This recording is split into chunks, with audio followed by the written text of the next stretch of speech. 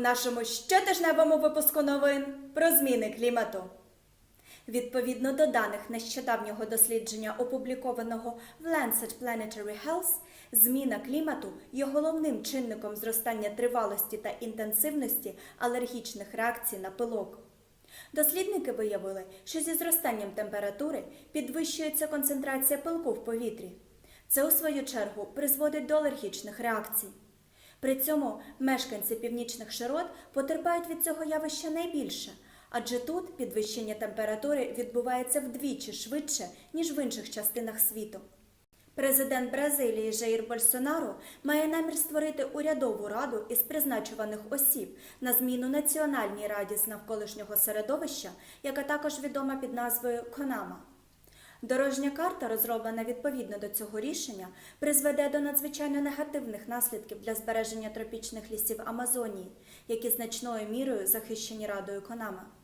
Вчені дуже стурбовані закриттям федерального агентства, яке піклується про природно-заповідні зони, біологічні резервуари та займається екологічними правопорушеннями. Переймаючись зміною клімату, все більше людей починають обирати подорожі залізною дорогою замість літаків. Тенденція почалася у Швеції, де Сузанна Ельфрос заснувала групу у Фейсбук для просування цієї ініціативи. Наразі більше 500 людей приєднуються до цієї сторінки щодня. Соціальні медіа є основним засобом поширення цієї ініціативи. Наразі вже існує проєкт впровадження нічних поїздів по всьому континенту. Крім того, існують акаунти в соціальних мережах, які осоромлюють постійні перельоти знаменитостей, які є дуже шкідливими для навколишнього середовища. Згідно з дослідженням, опублікованим в журналі Nature, між 1961 та 2016 роками світові неполярні льодовики втратили близько 9 мільярдів тонн льоду, що призвело до підвищення рівня Світового океану на 27 міліметрів. Дослідження також виявило, що у 60-х роках, коли розпочався період дослідження, льодовики танули влітку та відновлювали льодову масу взимку. Утім, з 80-х льодовики почали втрачати більше маси влітку, ніж відновлювали взимку. Сьогодні льодовики втрачають близько 335 тонн льоду в рік, що є еквівалентом підвищення рівня моря на 1 мм за рік. Дослідникам з Потсдамського інституту досліджень впливу клімату та Інституту метеорології імені Макса Планка вдалося створити комп'ютерну модель клімату за останні 3 мільйони років, яка відповідає даним, зібраним з осаду океанського дна. Висновки цього аналізу свідчать про високу ймовірність того, що наявність в атмосфері вуглекислого газу сьогодні є більшою, ніж будь-коли за останні 3 мільйони років. За даними дослідників, сьогодні рівень вуглецю у повітрі не перевищував би показник у 280 мільйонних часток, якби діяльність людини не втручалася у природні кліматичні цикли. У деяких районах Індії температура вже підвищилася до 40 градусів за Цельсієм. У березні теплова хвиля накрила штат Керала на південному заході країни.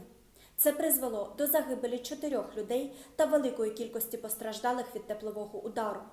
Понад 40% Індії зіткнулися з аномально сухими погодними умовами, які можуть погіршитися, якщо південно-західний мусон, який приносить більше 80% річних опадів, буде цього року менш потужним. Наразі очікують зростання частоти, інтенсивності та тривалості екстремальних температур. Утім, країна залишається непідготовленою, щоб впоратися із надзвичайно спекотними і сухими погодними умовами. Очікують, що це призведе до кризи у більшій частині країни. Дуже важливо, щоб за нового президентства Світовий банк виконував зобов'язання протистояти змінам клімату. Це продемонструвало б лідерство банку у напрямі зміни клімату та інвестування в екологічно чисту електроенергію, наприклад, в автономну сонячну електроенергію. Мільярд людей по всьому світу живуть без електрики, особливо у сільських та віддалених районах Африки. Постачання відновлюваної автономної електроенергії у сільську місцевість зазвичай відбувається швидше і дешевше, ніж електроенергії з центральної мережі. Вона також є чистішою і безпечнішою, ніж місцеві замісники. Інвестиції Світового банку дають сигнал усім іншим інвесторам по всьому світу. Саме тому банк відповідальний за визначення нового курсу переходу до чистої енергії. Згідно з новим дослідженням, опублікованим в Lancet Planetary Health, токсичне забруднення від вихлопних газів транспортних засобів стає причиною 4 мільйонів випадків дитячої астми щороку. Більшість нових випадків зареєстровані в країнах, чиї викиди знаходяться нижче від встановленої безпечної норми Всесвітньою організацією охорони здоров'я.